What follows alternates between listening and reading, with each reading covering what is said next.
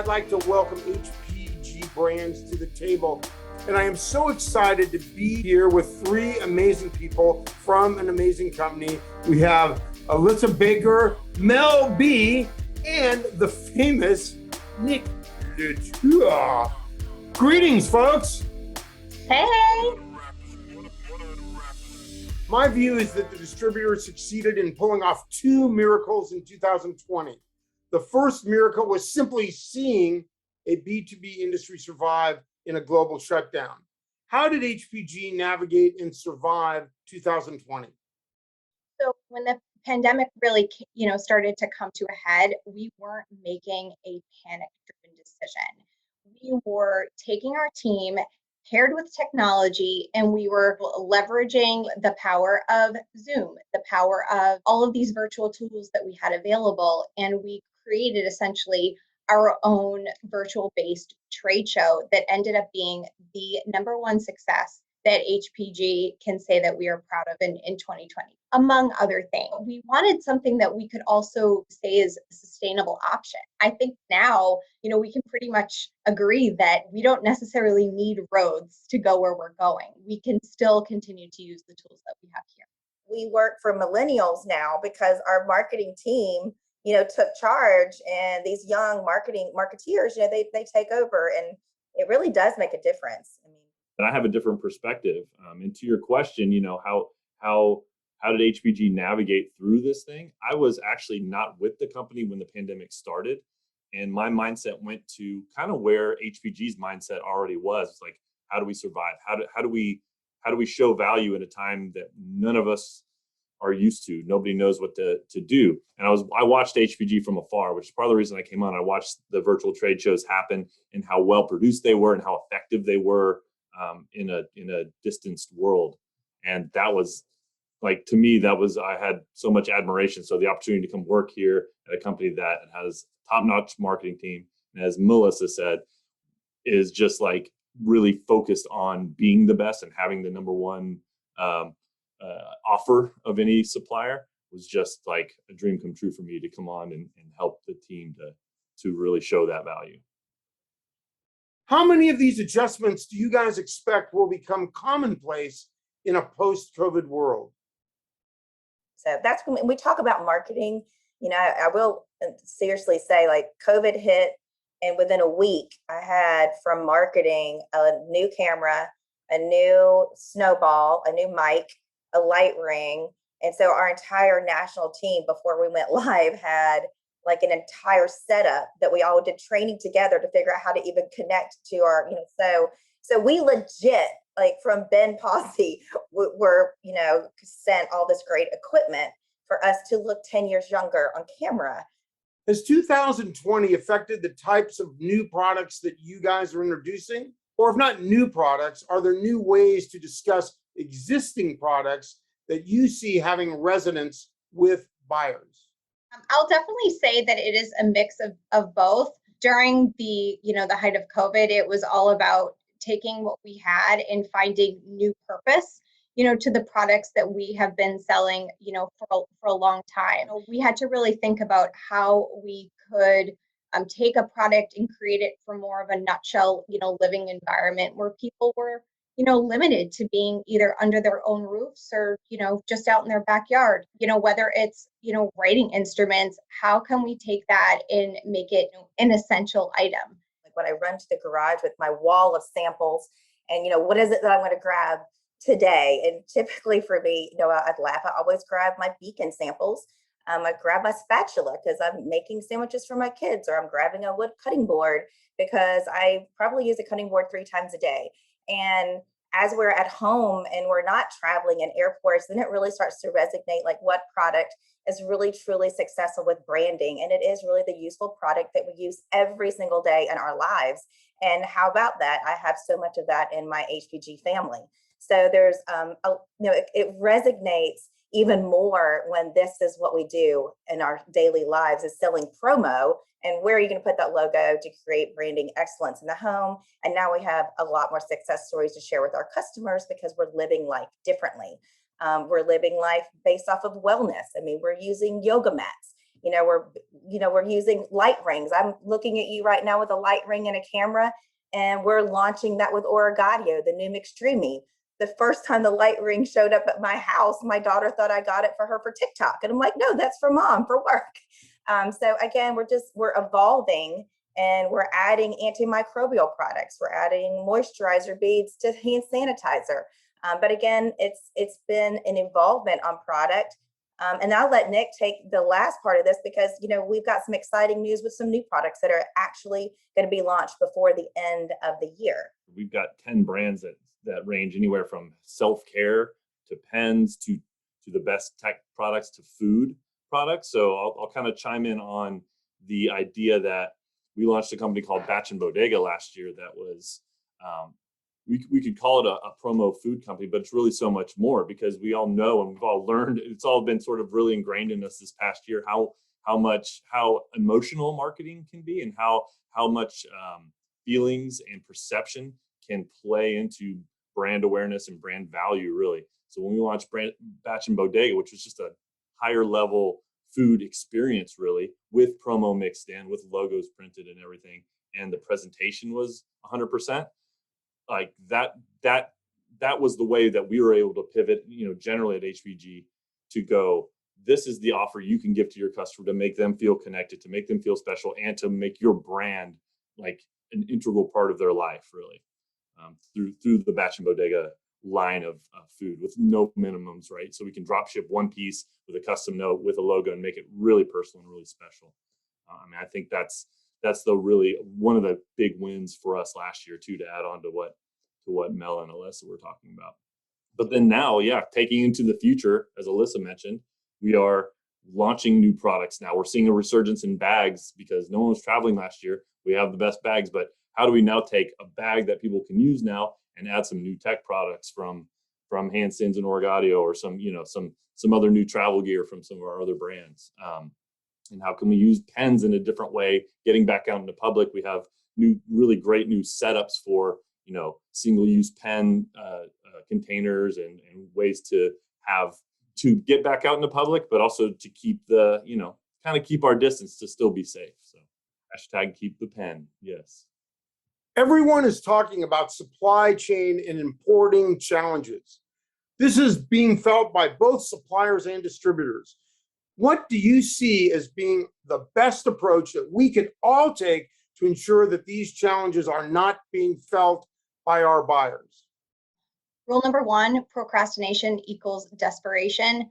We don't want our distributors to, be in a position where they're all of a sudden stuck and they need to supply their customer with really great products.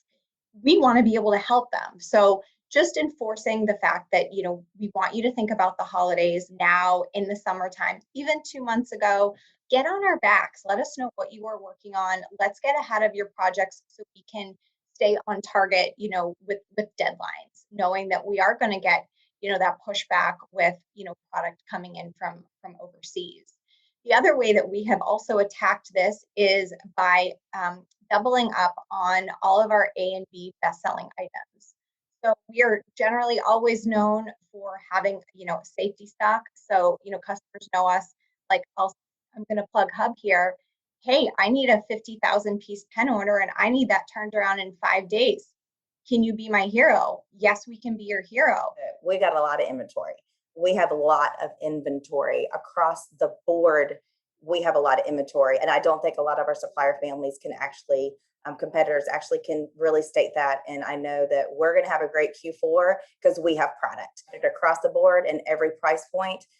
So I think that is definitely something where make sure you come to us for the requests and the ideation.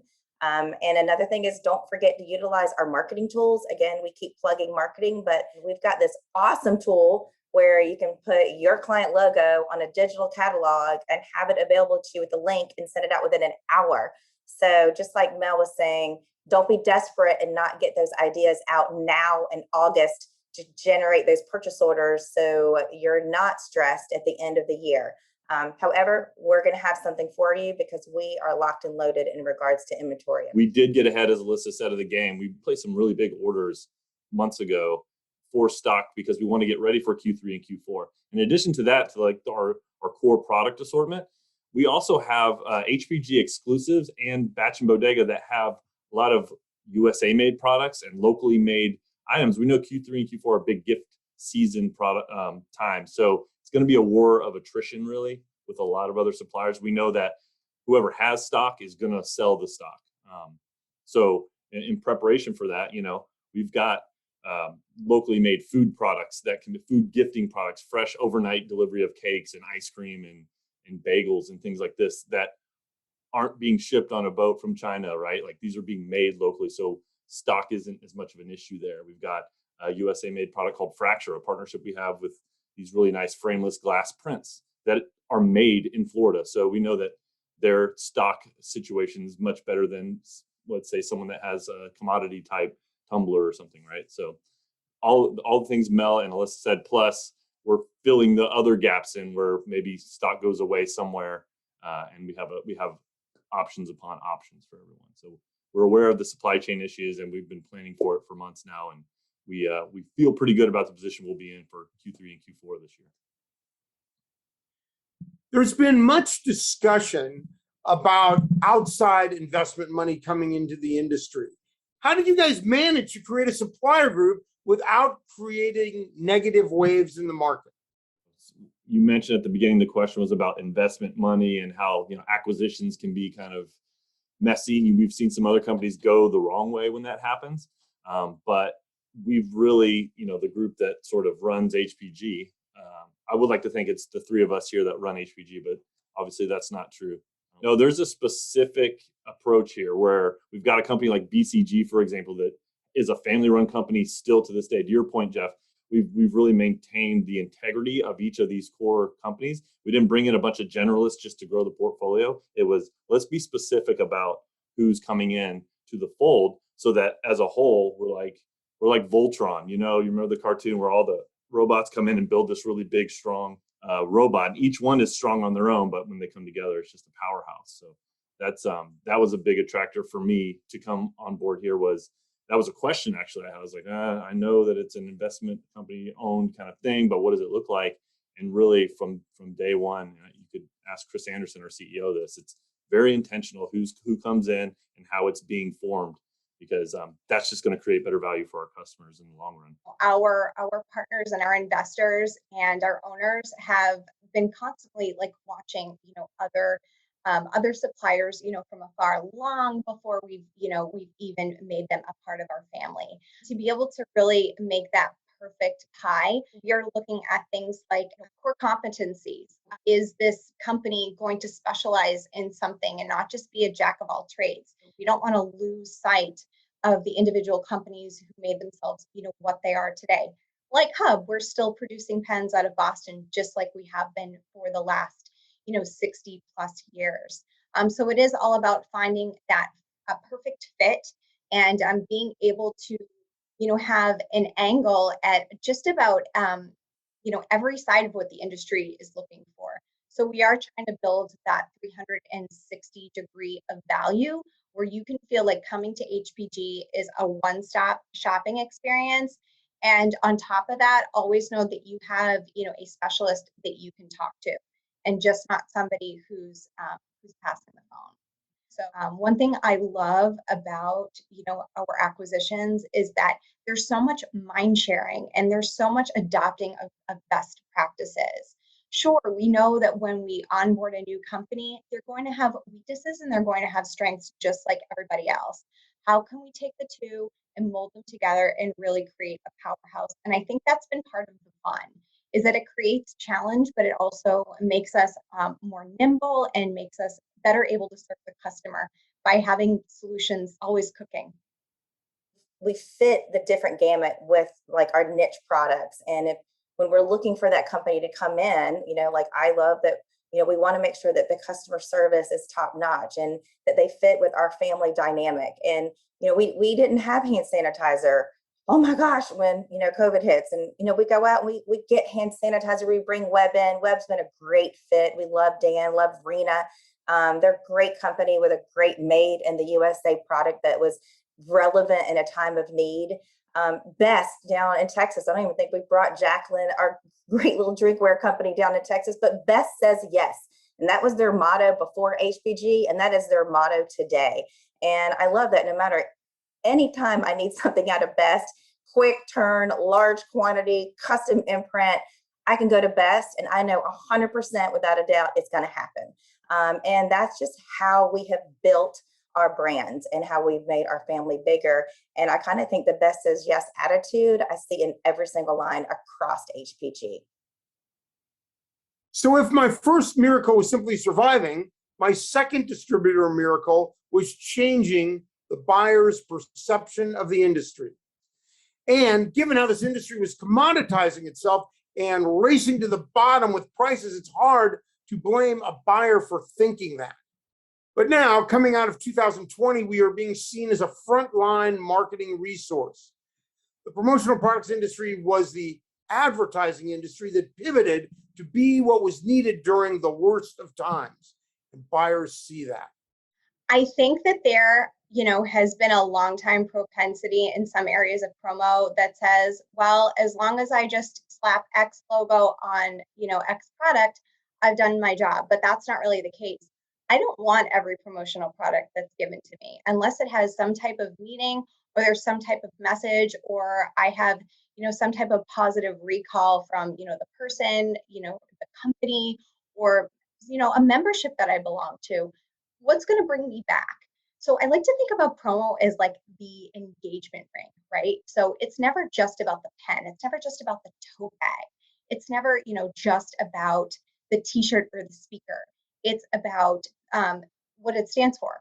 Are you creating a positive message? Are you sending a signal of, reliability? Are you creating, brand loyalty in doing so? So, from a supplier standpoint, it's helpful to work with distributors who want to dig a little bit deeper, who want to really understand, the purpose behind, the product, really like get below the surface level so that we can better serve the distributor. I believe that what we've also really excelled at is asking the right questions up front to make sure that we are proposing the correct product for the buyer. Because like Mel said, every promo product doesn't speak to me, but what speaks to me might not speak to Mel. And so we do need to make sure that, we're shortening the sales cycle and shortening the ideation cycle. So we're definitely hitting your product needs first, the second time, if not the first time. But we want to be an extension of our distributor channels family and utilize us as an extension of your team. That's really how we want to move forward. Is definitely, we've been partners before, but I think we are closing that gap of being partners closer knit as we move forward. Like emotions are hard to really quantify, but we all know that it's true. We all know that when we see a logo on something, it makes us feel a certain way. So that's sort of a core thread that runs through all 10 of our brands, where it's like, how is this going to, and this is how we help our customers, how is this going to make sure that brand is highlighted in the right way at the right time to have the right effect? And I think that it's truly important to weave all of that into, our communication, whether that be on phone, on the email, in the virtual setting too, because it's again, it's not just about the product. It's about how you delivered, that marketing flyer. Did it just have a bunch of, jargon on it, or did it help to tell a story about that product and its natural habitat? So we really are always thinking about all, of these different, facets that make the buying process, a pleasure for the customer. Here's my last question. How can you help distributors build on this new buyer perception? How can you help all of us from falling back into commoditizing products and instead continue forward with a focus on the strengths that best define us: relationships, service, and accountability? Well, I do want to jump in and say that we have lots of new digital tools that are on the horizon as we continue to evolve from, what we've created over the past several months. I know Alyssa already touched on our Catalog Plus and our Video Plus tools, which helps the distributor put their prospect's logo on every product in the catalog to kind of take the guesswork out of, what they like versus what they love, to help, really shorten, that buyer cycle. One of our nearsighted goals is to actually get all of the HPG brands under one shopping site, so that customer doesn't have to divert, to the different brands to, you know, continue their shopping excursion. With, of course, lots of things like fancy filters and feedback options that will really, help them take advantage of the products that we have and make that shopping process easier. There's like millions of SKUs out there. We want to make that part of, the selling challenge as easy as possible, with HPG. We've learned a lot in the last year, and there's a lot of things that we are doing better, and we're not going backwards. We are going forward. And our goal at HPG is to help you with some time savers so you can do your job faster and quicker and have more work-life balance with your family, which is important for all of us. And in addition to the new website launch that Mel's talking about, we do have a new site coming out the end of summer. We're also evolving every day, looking forward to what is needed next in kitting and fulfillment. It's been such a hot topic, and we want to do it better. We are going to invest in that, and that's going to come into the future. We're going to have all of our best HPG products under one roof, where we're going to be able to build kits out of the Beacon facility. So that is something for in the future, but that is definitely something that's always a hot topic of what can we do to do our role better as a supplier for our distributors. And we won't stop, because we're going to keep on adding to those new check boxes as we roll forward. I think we're a true hybrid company in this time and age. Before COVID, we did things the way everyone always did. We go to a trade show, pitch our stuff, and there's a lot of commoditization of our industry, really. And COVID hits, we all had to figure out how to do our jobs differently. And we were all virtual all the time, scrambling a lot of times at the beginning to figure out how to be effective. So we've learned so many lessons. And I think that HPG is a real good balance of those both. We have the virtual and digital tools to continue a distanced style selling model and really like service for our customers. But also, we've got a whole team of MLRs and national salespeople that are doing some travel now to get in front of those key groups when we need to. So we can kind of check all the buckets for our customers, those that need us in person to show some product, and then those who are cool with us doing our highly effective virtual trade shows. And so that's kind of how we're approaching the future in a time where, a lot of people want it to be like 2019 or before. But a lot of people kind of liked sitting here in shorts, which I have on now at home, and being able to do business in a way effectively without having to, do it the old way. It's sometimes better for the budget, sometimes better for the psyche. But there's got to be a hybrid approach, which is what we're really taking with how we're servicing our customers. I'd like to thank Mel B, Nick, and Alissa from HPG Brands for spending time with us today and digging into how all their brands work together. I hope that with more conversations like this, we can strengthen and improve the partnership between distributor and supplier. I think today HPG Brands has definitely shown that they have my back.